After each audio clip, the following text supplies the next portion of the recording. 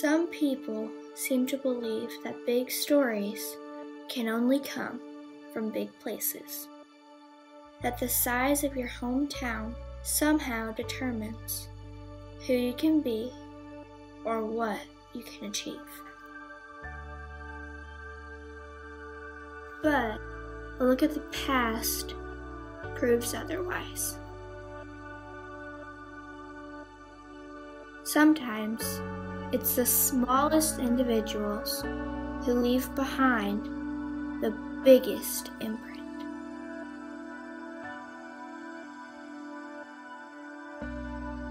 Narratives like this are being forgotten every day. Years pass, the calendars change, and life stories are abandoned.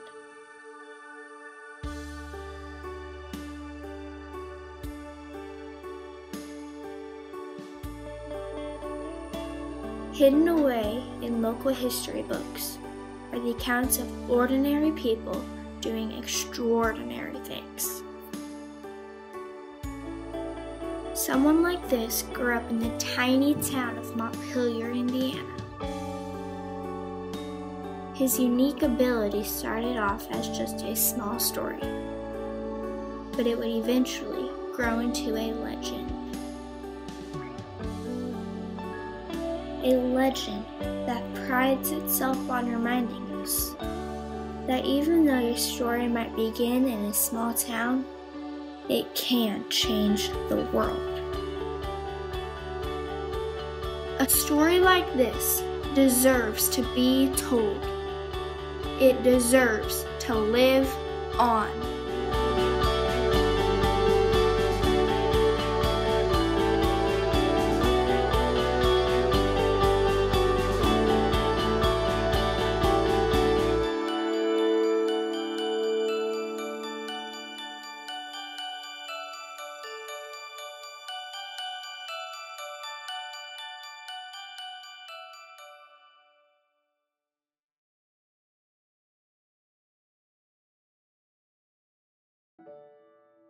Jimmy Risk was born on April 21st, 1909.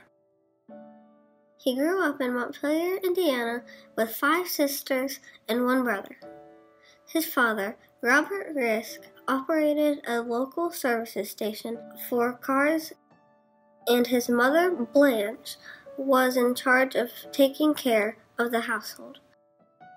People who knew Blanche say she was the boss of the family.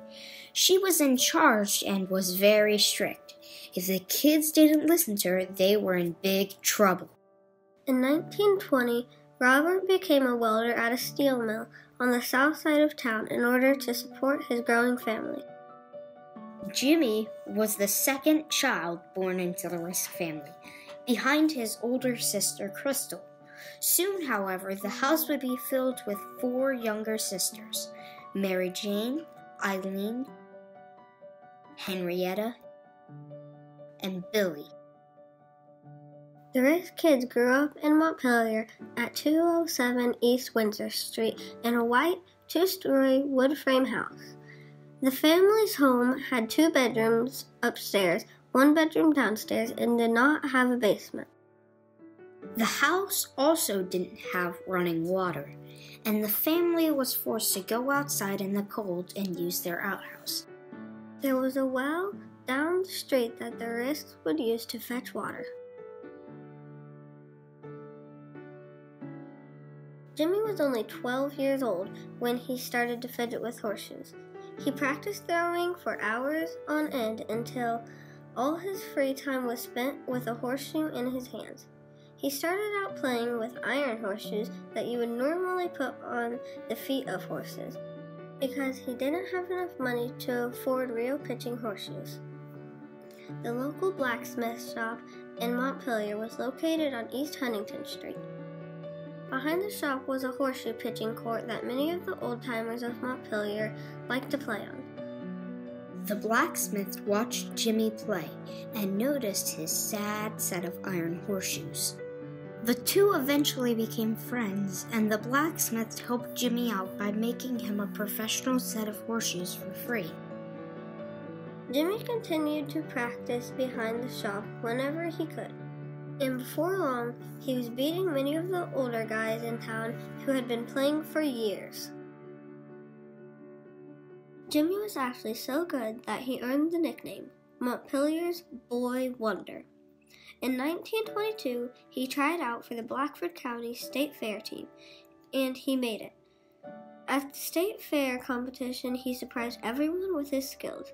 He first pitched doubles at the Indiana State Fair when he was only 13 years old, but did not finish because his partner quit and decided to go home. The following year, he went on to win the Muncie Fair Horseshoes pitching contest. While attending Montpelier High School, Jimmy also played basketball for the school team. At one point, he switched to golf because not many people were playing horseshoes. He was also good enough to become a professional golfer too, but he eventually switched back to his first love, horseshoe pitching. Before he was of age to vote, Jimmy was a pro horseshoe player. People said that he could pitch double ringers with his eyes closed. In these early days of his life, Jimmy Risk would travel around by horse and buggy, performing exhibitions for $10 at blacksmith shops and country stores.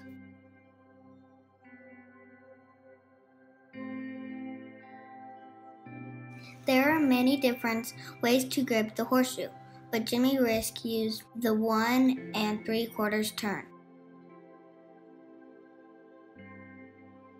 This meant that the horseshoe was held flat in his hand, released, rotated 1 3/4 times in the air, and then landed open at the stake.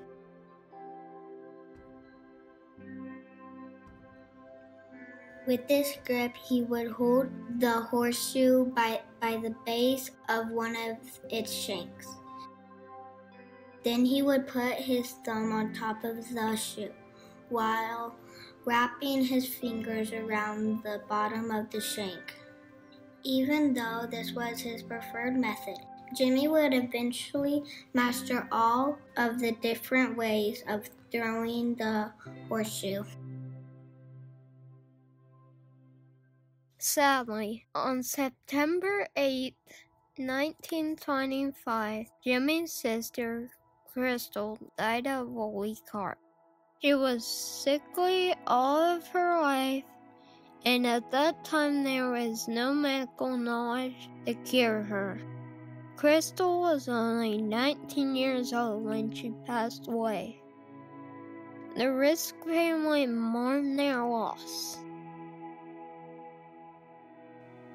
One of Jimmy's first claims to fame was his consistent domination of the yearly Indiana State Fair horseshoe tournaments.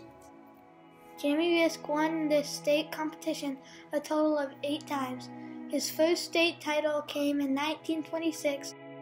He would go on to win it 4 years in a row. Jimmy also won the state's crown in 1930, 1932, 1933, 1935, and again in 1939.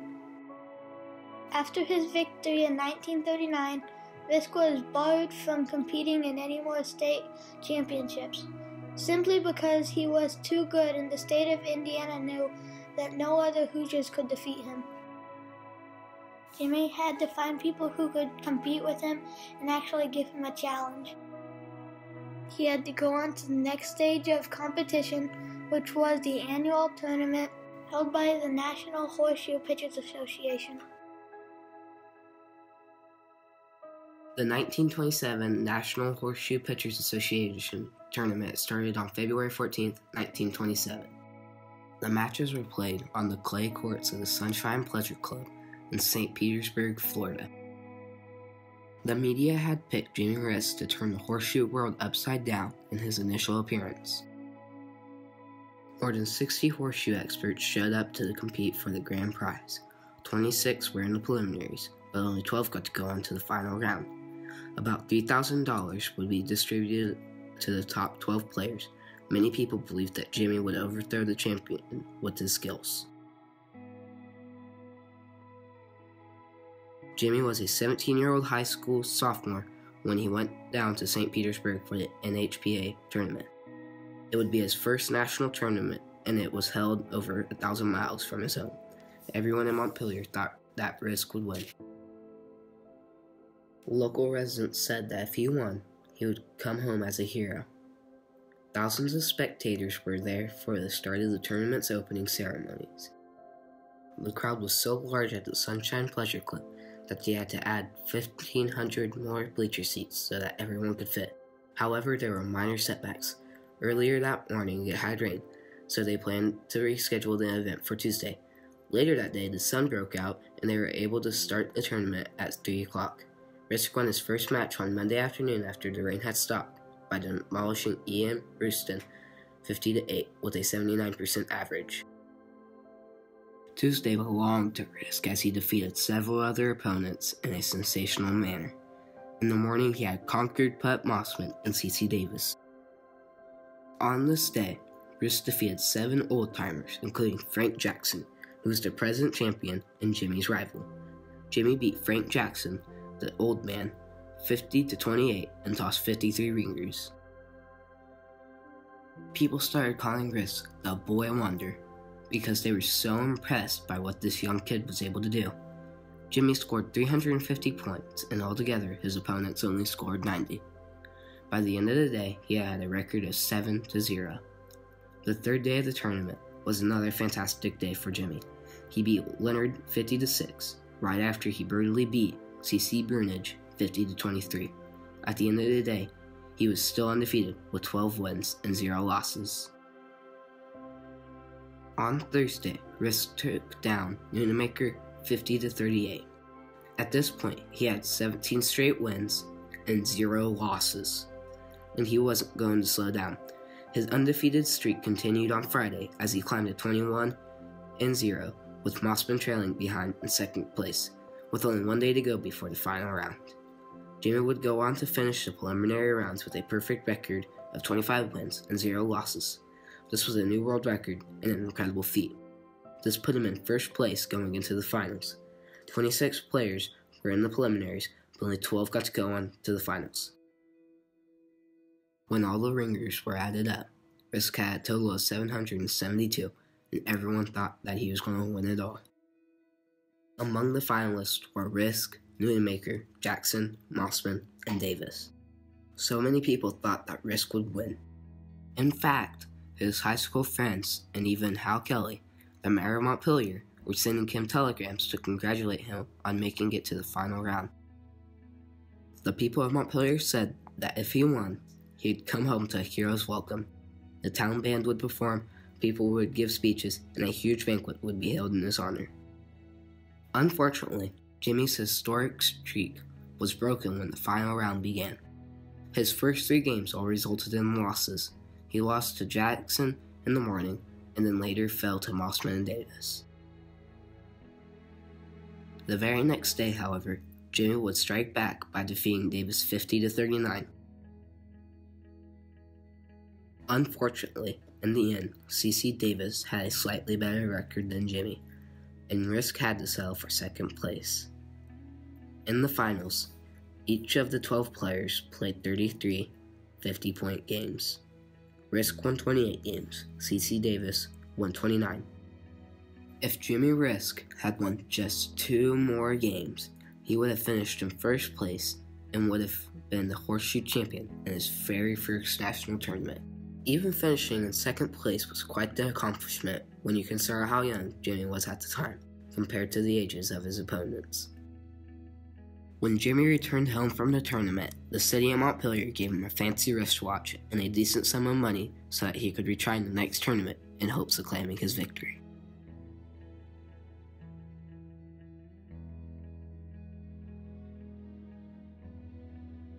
Risk was at it again in the summer for the next tournament. A convention was held to pick the city that would host the winter tournament, and Duluth, Minnesota won the honor. The 1927 NHPA Summer Tournament took place in Duluth from August 8th through the 15th at Lakeshore Park. The site of the tournament was located within close walking distance of the downtown area, and many horseshoe fans were expected to attend the event. 35 horseshoe pitchers participated in the preliminaries, including 14 veterans such as C.C. Davis, Frank Jackson, Put Mossman, and of course, Jimmy Risk.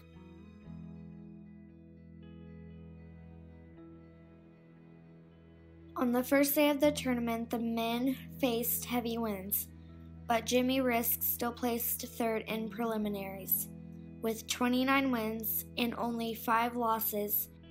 On the last day before the finals, Risk crushed C.C. Davis 50-13. However, he was still behind Davis in the standings. Risk moved on to the 1927 World Tournament Finals, but finished in 6th place with a record of 16 wins and 17 losses. Jimmy Risk did bring home a trophy and $95 in cash though. And in 1927, that was a lot of money.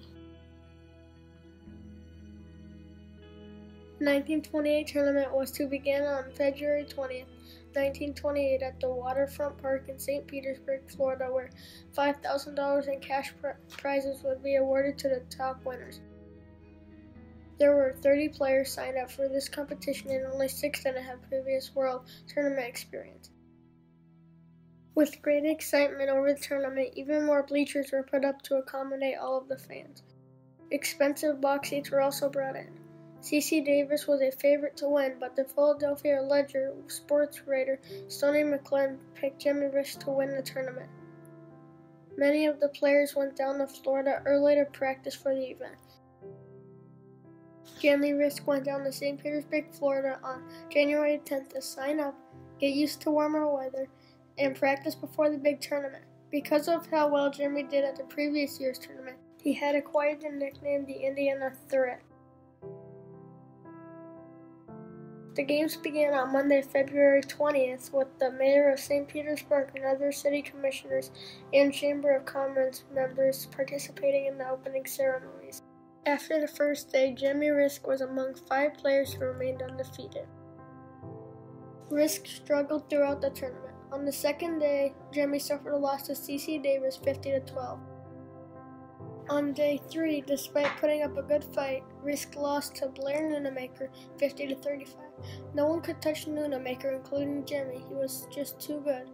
At the end of the third day, Jimmy was one of the 5 players tied for third place with a record of 13 wins and 3 losses. Despite some early losses, Jimmy was one of the 12 players who would move on to the final round. The finals began on following Monday, February 27th. Seats for the fans were selling at a premium, and the famous Babe Ruth was on hand to watch his friend C.C. Davis play. Rain delayed the early matches, but eventually the rain stopped and the matches were played under cloudy skies. Jimmy Risk lost twice on this day, once to Davis 50-12 with the Babe watching, and once to Bert Dury 50-37. The last day of the finals fell on February 29th, Fleet Day. There was a nail-biting silence in the crowd when C.C. Davis and Harvey Elmerson competed, but Davis pulled away with a score of 50-48. Davis went on to defeat Dury 30-6 to win his first world championship. Risk tied with C.R. Thompson for 6th place with a record of 15 wins and 18 losses. To break this tie, the two competed against each other on Thursday, March 1st, where Thompson defeated Jimmy, so Jimmy received 7th place in the championship. On February 10, 1929, the Risk family welcomed a new addition to the family. Jimmy's younger brother, Bob, was born. After 20 years of being the only boy in the family and being surrounded by sisters, Jimmy now had a brother. Even though there was a giant age gap between Bob and Jimmy, they were still great friends for their entire lives.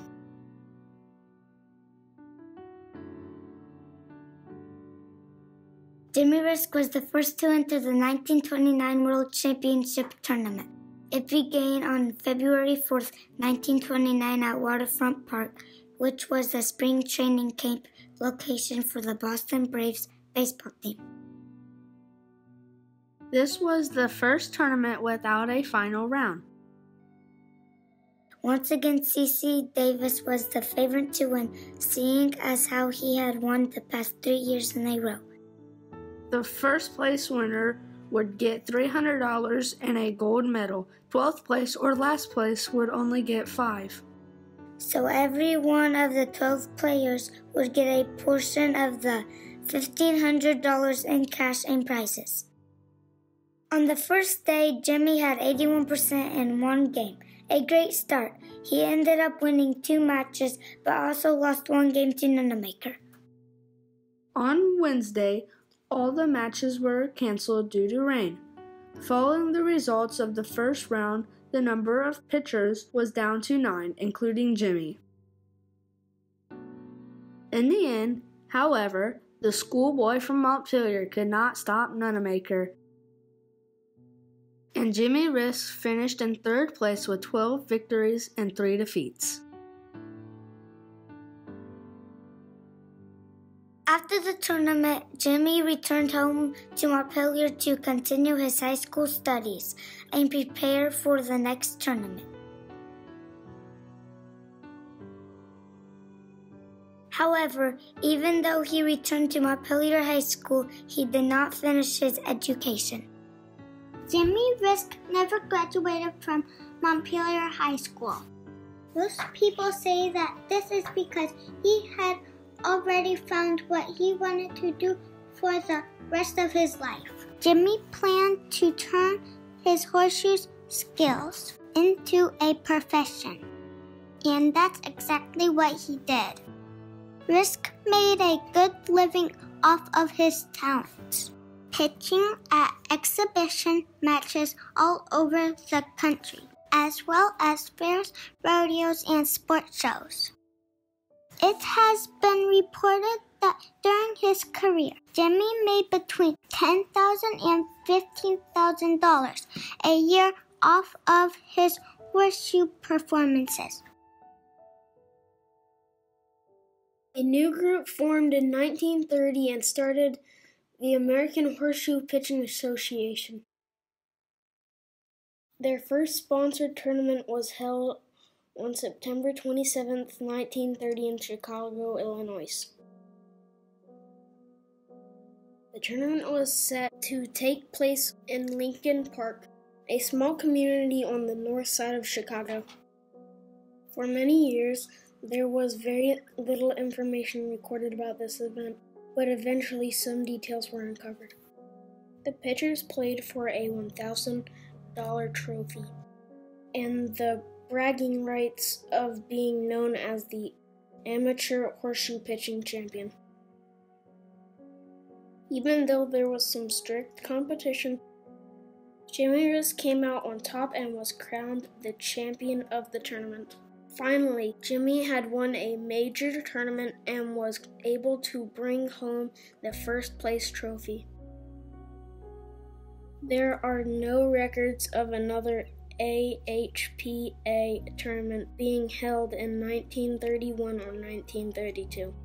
So Jimmy was able to claim a 3-year-long reign as the American Horseshoe Pitching Association World Champion. Risk never won a World Champion tournament, but was referred to as the national champion for the years of 1930, 1931, and 1932, and continued to be a top contender in world tournaments through 1935.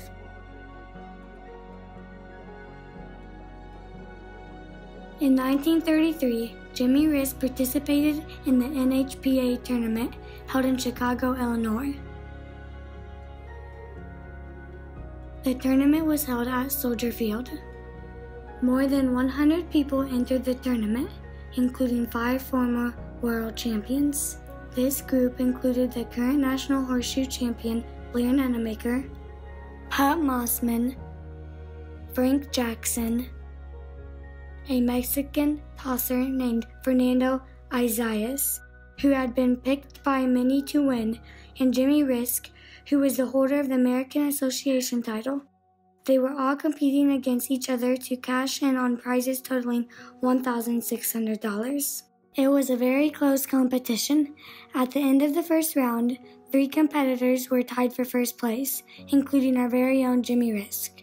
Jimmy had only dropped 1 game out of 4 on his way to sharing the top spot on the leaderboard.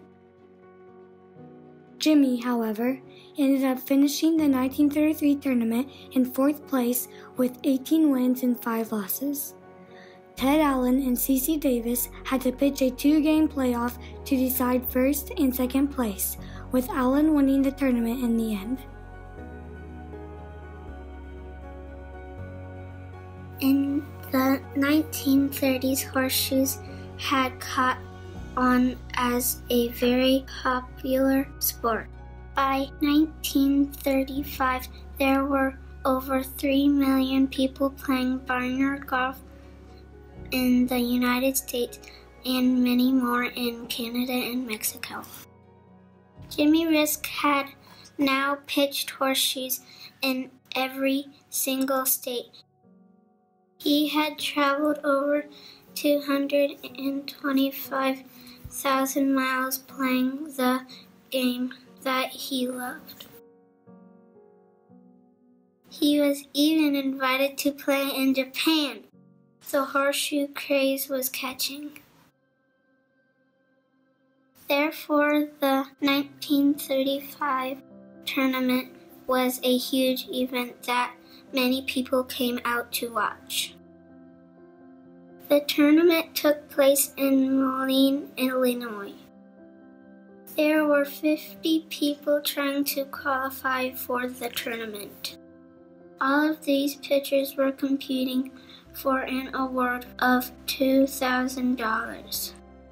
And according to some local papers, Jimmy had a good shot at winning. In the qualifying round, Risk had the highest percentage of ringers with a score of 85%. However, despite this performance, Jimmy would enter the tournament in 3rd place, only 2 points behind the leader. On the first day of the tournament, Risk beat CeCe Davis. This was important because Risk proved to be the only person in the field who could take down Davis that day. By the end of the first day, Risk had won 4 out of his 6 matches. On day 2, however, Jimmy sadly dropped to 7th place with 8 victories and 4 defeats. Jimmy would go on to finish the tournament in 7th place with 15 wins and 8 losses. Ted Allen would go on to win the tournament. After so many years of top 10 finishes, this would be Jimmy's final appearance at a national tournament.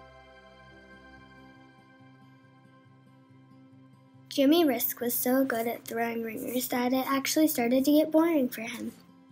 At one point, Risk stated throwing ringers gets monotonous. Jimmy wasn't bragging. In fact, few champions were as humble as Jimmy Risk. Jimmy needed a break from tournaments, and this led him to focus on his phenomenal trick shot. The art of fancy horseshoe pitching would become Jimmy's main focus. It's hard to imagine something more impressive than the continuous ringers that Risk was able to throw, but his fancy pitching was truly something to marvel at. Every trick shot that Risk performed was carried out using his regulation 2.5-pound shoe at the regulation distance of 40 feet. He was known as the world's greatest champion trick and fancy horseshoe pitcher. Jimmy could do a lot with horseshoes. Not only could Jimmy throw ringers, he could do it without even looking. Sometimes he would tie a handkerchief around his head, blindfolding himself. and still be able to throw ringer after ringer from 40 feet away. He could have someone throw a match straight up in the air, and from 40 feet away, he could throw the horseshoe, hit the match, and boom, the match was lit in midair. How could he even see the match from 40 feet away? Jimmy would also instruct someone to place their foot on top of the stake. And then he would make a ringer without touching the person's foot. Jimmy could toss his horseshoe and make a ringer on a moving stake. It was kind of like an old-time carnival game, where the target was constantly on the move.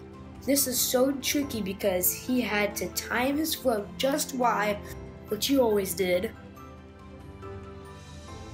He was able to knock off a quarter that was placed on a small blob of mud that sat on top of an iron stake without even touching a stake.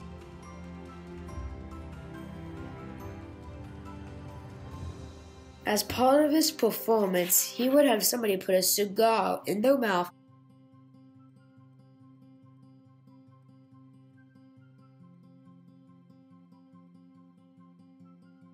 Calmly, he would then blindfold them so they wouldn't see the dangerous trick that they were about to be part of.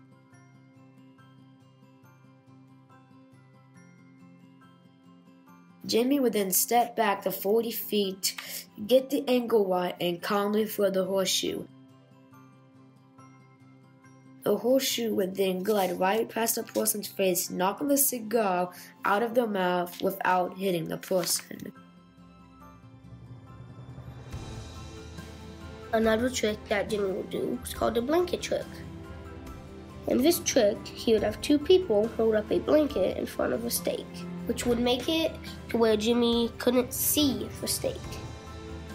Basically, the target was hidden behind the blanket, and Jimmy would have to stand 40 feet back and throw a horseshoe over the blanket and make a ringer. Even though this seemed impossible, Jimmy Risk could do it every single time.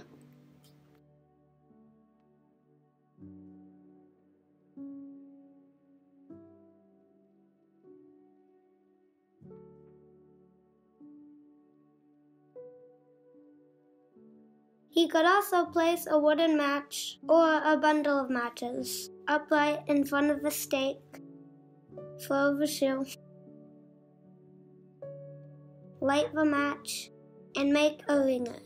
Others said that he could flick the ashes off of a lighted cigarette at 40 paces away.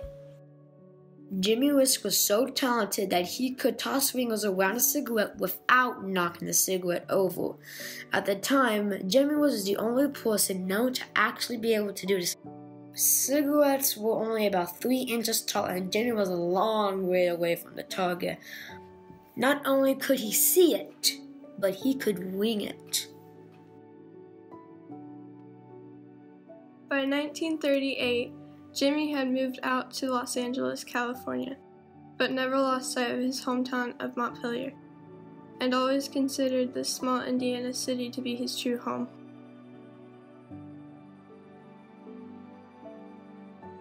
Despite being so far from Indiana and so busy with his horseshoe pitching career, Jimmy still found time to make trips back home to visit his parents and occasionally would spend his summers in Montpelier.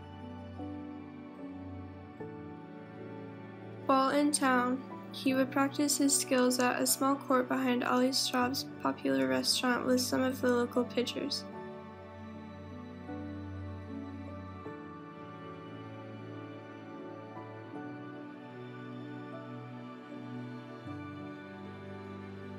Jimmy would perform at smaller exhibition shows across the state to make extra money during the summer months. In September, Jimmy would return to Indiana to win his 8th and final Indiana State Horseshoe title by completing a clean sweep of 10 games in a row. In his march towards the title, he averaged 71% ringers.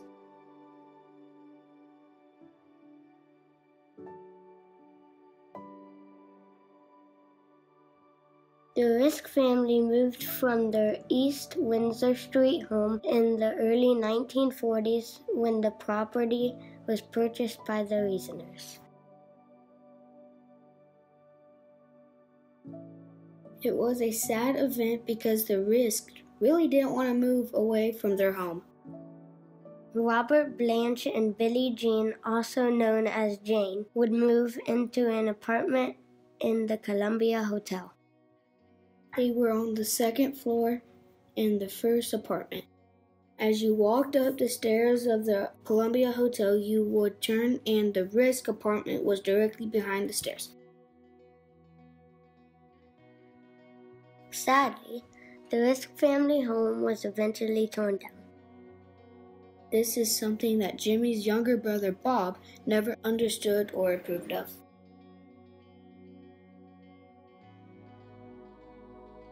Jimmy, by the 1940s, was traveling along the country performing at rodeos, fairs, and sports shows.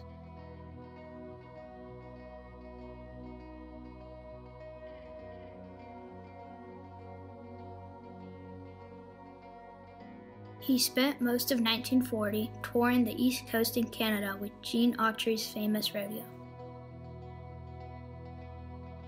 Gene was the star of the rodeo, and Jimmy looked up to him. Autry was a well-known actor, musician, and rodeo performer who had started his rodeo show in the early 1940s. He hired different types of people to do his shows with him, but Autry was always the star of the show.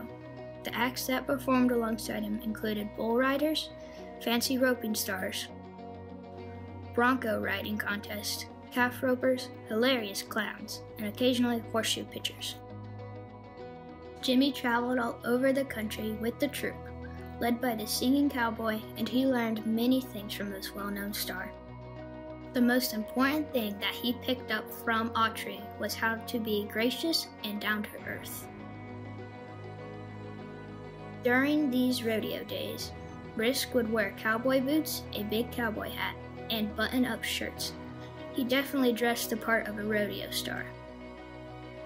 Jimmy could usually be found smoking strong, black, ear-curling cigars without flinching. Some people have said that he was rarely ever seen when not smoking one of the longest, blackest cigars ever to come out of Puerto Rico. On one occasion, he had the opportunity to perform in front of 15,000 people at Madison Square Garden in New York. For this performance, Jimmy was one of the featured rodeo acts and performed for 8 minutes in front of the packed arena. In between rodeo performances, Jimmy also found time to appear in 4 movie shorts for Warner Brothers that showcased his skills and trick shots. He also appeared in a comic book.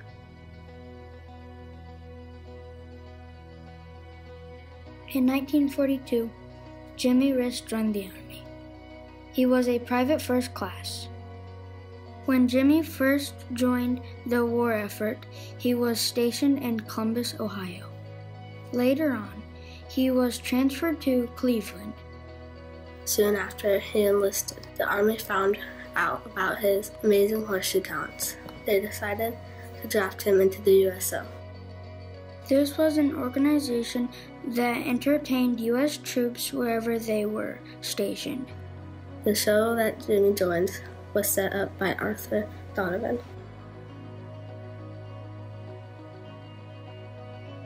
Throughout his time with the USO, Jimmy was accompanied by a beautiful assistant named Norma Heslop.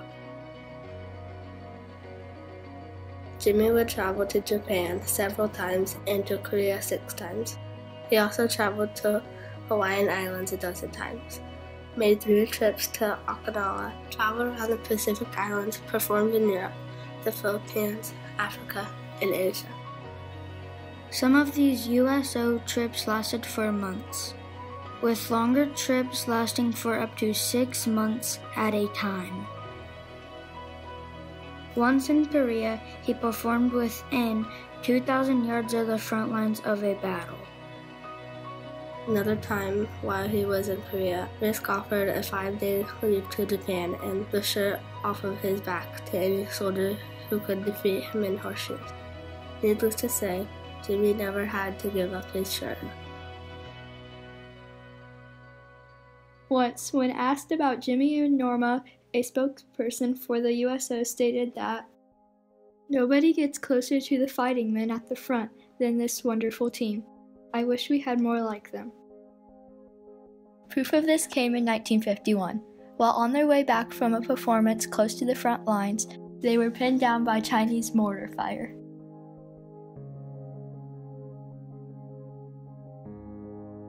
Jimmy said that one of the most important moments in his career happened during a performance at Tinian in 1945. Jimmy was performing for a large group of soldiers, but was about to quit because of the rain coming down in torrents. Even though Risk was blinded by the rain, he kept on pitching and insisted on giving the troops a great show.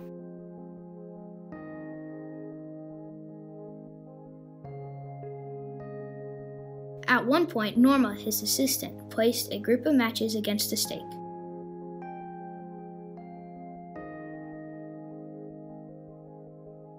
As the storm raged on, drenched by the rain, Risk threw the horseshoes through the downpour, and suddenly the matches lit. For one brief second, the matches flared in that tropical rainstorm. Sources claim that the applause from the soldiers was louder than the storm at that moment.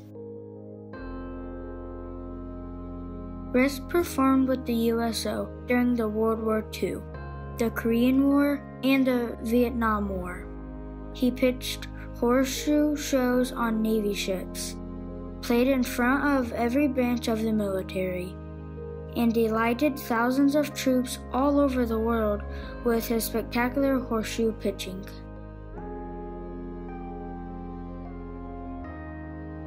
During World War II alone, Jimmy Risk traveled more than 500,000 miles entertaining the United States servicemen.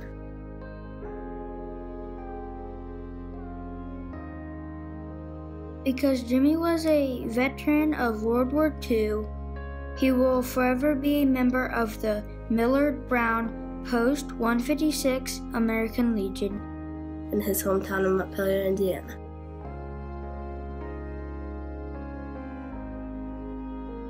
Even after the war, Jimmy would always accept invitations to perform for veterans at the Bay Pines Hospital of the U.S. Veterans Administration in St. Petersburg.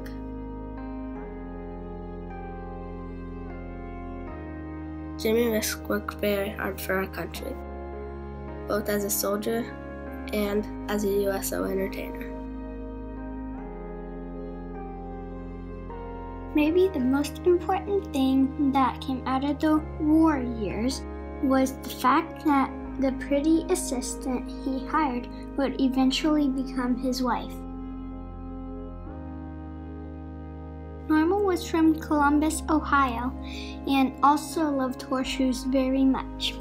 Nearly every newspaper article written about the duo of Jimmy and Norma commented on how beautiful she was. Jimmy met Norma in 1946 when he was stationed at the Army Depot in Columbus, Ohio.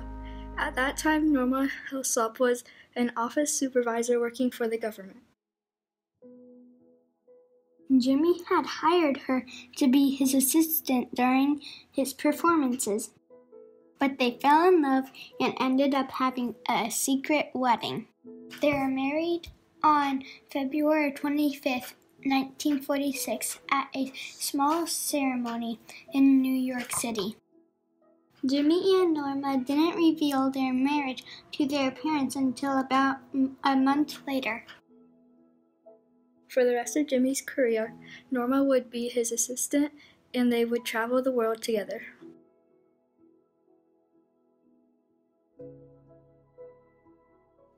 Plus, the one I really remember was when he'd bring a horse and put a lady standing up on it halfway through the stakes, and he would pitch through her legs and make a ringer. And after many years of throwing ringers over her head, she continued to trust him, which shows that he probably never missed. On Saturday, June 22nd, 1946, Jimmy Risk was visiting some of his friends near Washington, D.C. While he was in the area, he decided that he would stop by the naval headquarters and try to get an autographed picture of Admiral Chester W. Nimitz, who also was a pretty good horseshoe player.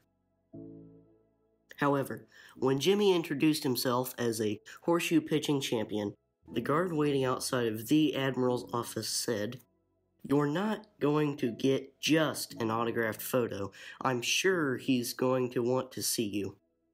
The Admiral did indeed want to meet him. After they had talked for a few minutes, Nimitz decided to cancel his plans for the rest of the day to spend time with Jimmy.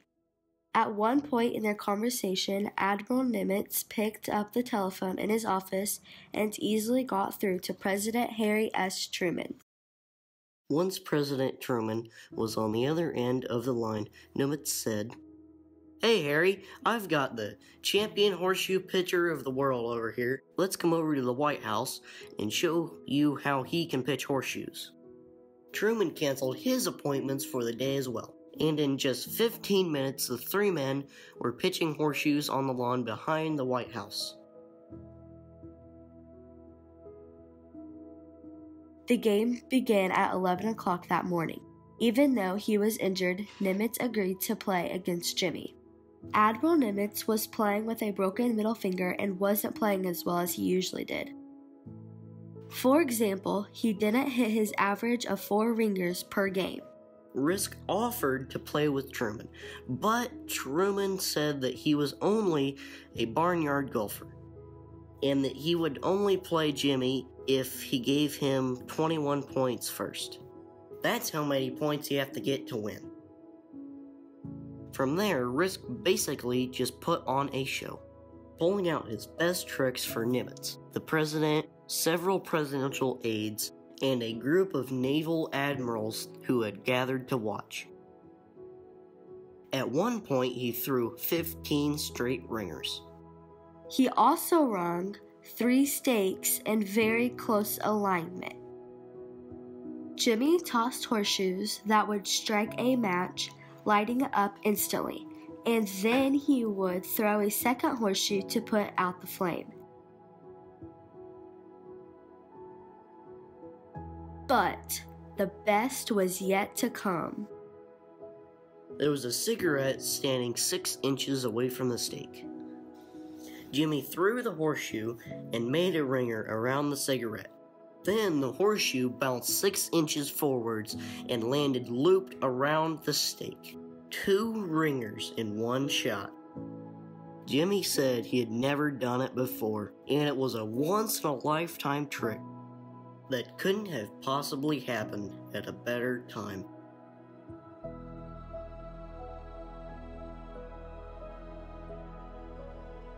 Jimmy Risk would stay in contact with Truman over the years, and would write him several letters inviting him to visit while he was in Florida.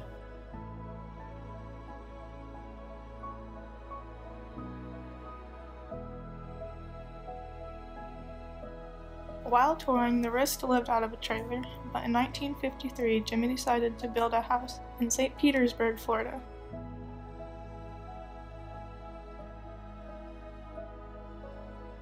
He chose to build on Snug Harbor Road.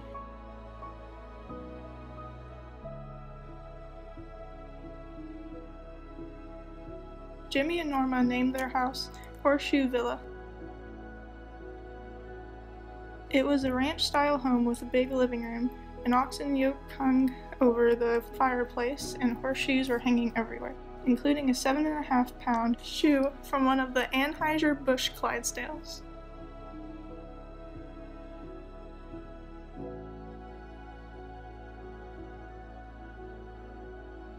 When Jimmy wasn't pitching horseshoes, he was usually in Tampa Bay fishing on his boat.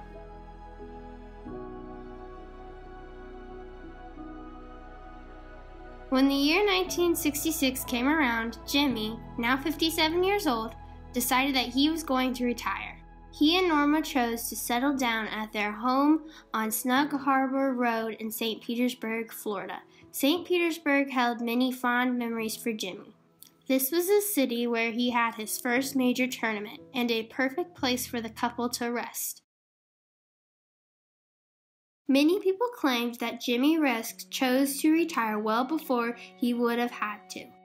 He was still at the top of his game, still drawing large crowds, and still capable of doing things with a horseshoe that no one else could do. However, when questioned about his choice to retire, Jimmy said that he wanted to get off of the road while he was still somebody. Norma Risk passed away on Friday, October 12, 1972. She died at the age of 56 after suffering from cancer. Since she played an important role in the world of horseshoe pitching, many of the other horseshoe pitchers were upset when they heard about Norma's death. Everywhere Jimmy went, Norma was right next to him. Everyone who knew Norma loved her.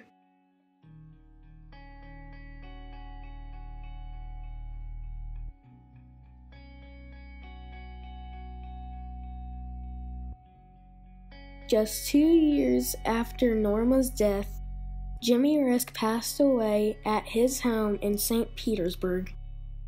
The date was May 25th, 1974. People say that he passed away in his sleep, and his death was caused by a heart ailment. He had been dealing with failing health for several years before his passing and had suffered a light stroke which partially limited the use of his left arm and hand. Jimmy was 65 when he died. His funeral was held at Rhodes Funeral Home in St. Petersburg, and he was buried at Chapel Hill Cemetery in Largo, Florida.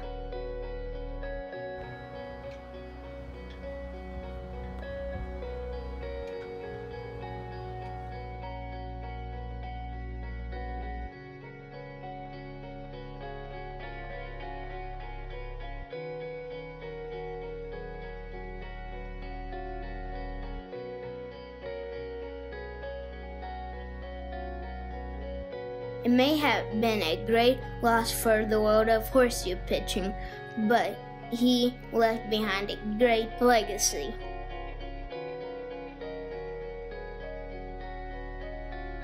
Jimmy's story was one for the record books. His records included 96 fingers in 100 throws, 291 points with 100 shoes, 49 fingers out of 50 shoes, 112 fingers in a single 50-point game, and 31 doubles in a single game. He was a true legend, and in 1971, the horseshoe world recognized this by inducting him into the NHPA Hall of Fame. He was also a charter member of the Indiana Horseshoe Pitchers Hall of Fame and was included in the Florida Horseshoe Pitchers Hall of Fame as well. No matter where he has played, Jimmy has been recognized as one of the greats. Jimmy Risk has also been inducted to the Hall of Fame of his hometown,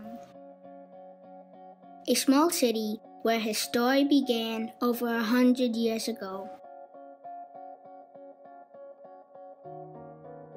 But Jimmy's legacy is so much more than a list of records. The story of Jimmy Risk has taught us that if we don't save our history, it can quickly fade away. You can always do big things even if you are little. Practice and practice and practice, and you can do your big dreams. He taught me to never be afraid to do something that people say you can't do.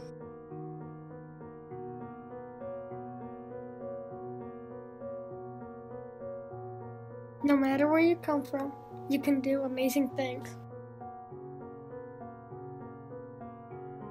No matter how old you are or how big your town is, extraordinary things may come from you.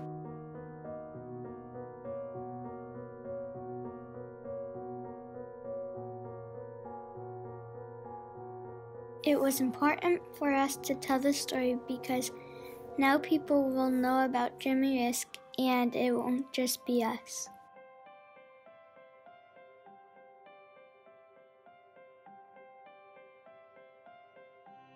We're basically doing what he did. We're small town people, and we did this really big thing. We told his story and we kept him from being forgotten. It is important for us to tell this story because if we don't, the next generation will never know an important piece of Montpelier's history, and it could be forgotten forever.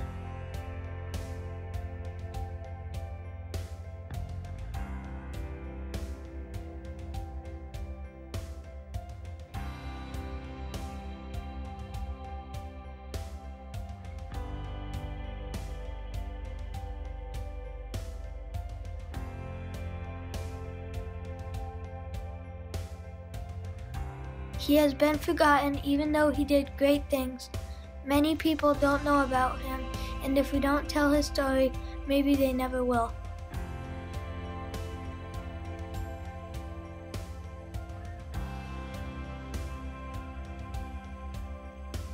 If Jimmy Risk were alive, or if he somehow knew about all of the hard work and all of the research and all of the time that we've put into this, what do you think he would say, or how do you think he would feel about it?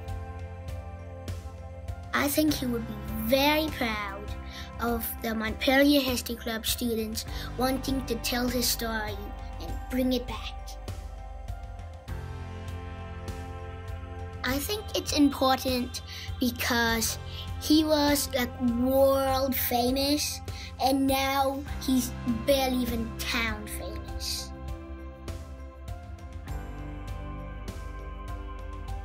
I think he just like having someone notice him after such a long time.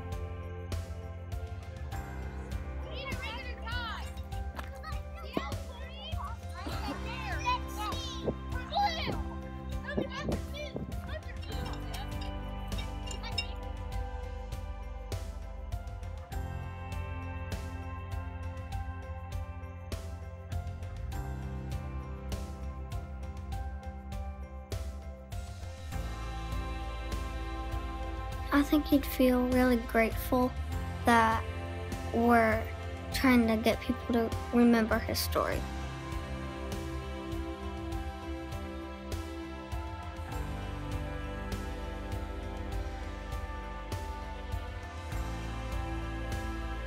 He would probably say, like, thank you for doing all this, and we're really proud of you.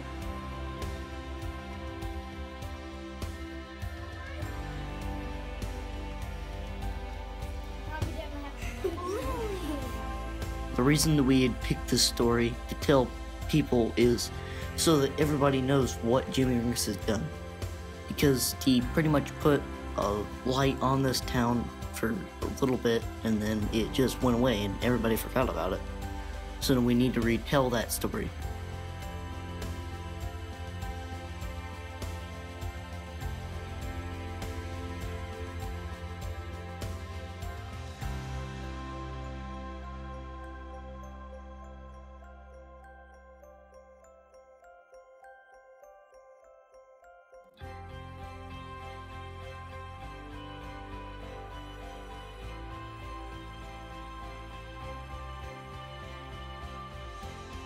Every city has stories that are at risk of being lost. Pieces of the past that make this city what it is today. These stories are worth saving.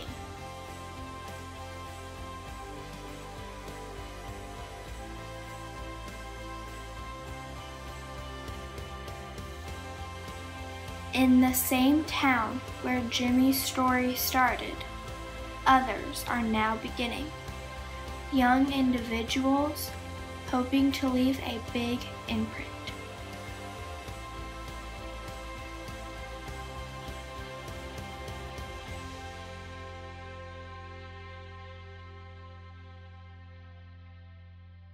Eventually, that imprint could become the next legend.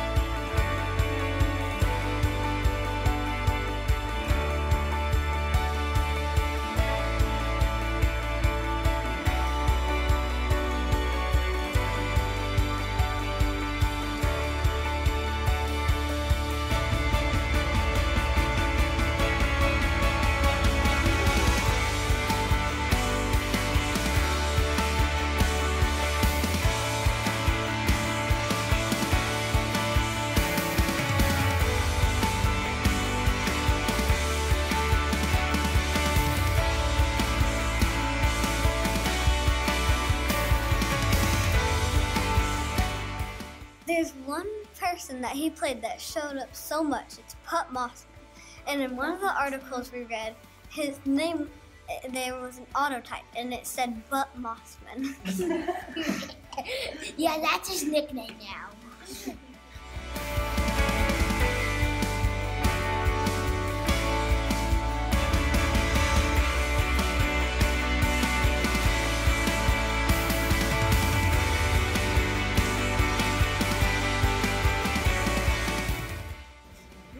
Going through an article and we stumbled across something. But Mossman! Yay!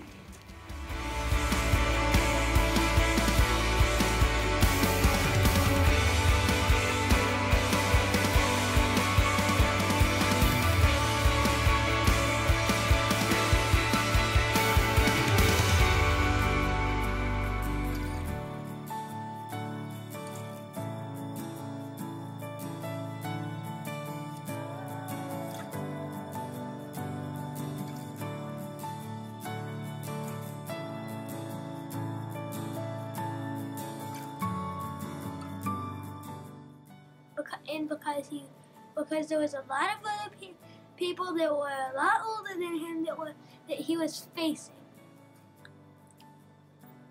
and some of those people were Butt Mossman,